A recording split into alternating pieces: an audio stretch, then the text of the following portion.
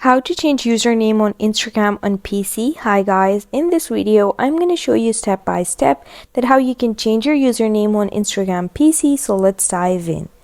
So first you have to open your Instagram and then you have to click this profile over here, and once you click your profile you get this option of edit profile. Click it and it's going to bring you to this page, and here you can see that you can only change your photo and your website, your bio, your gender, and all these options.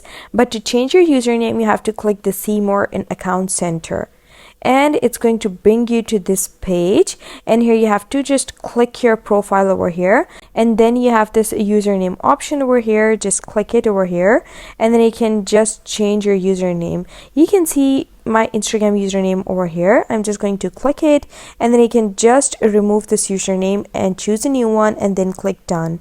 And that's a process that you can follow to change your username on Instagram on PC. I hope you found the process easy and liked my video, and if you did, please don't forget to like and subscribe my channel. Thank you very much. See you again.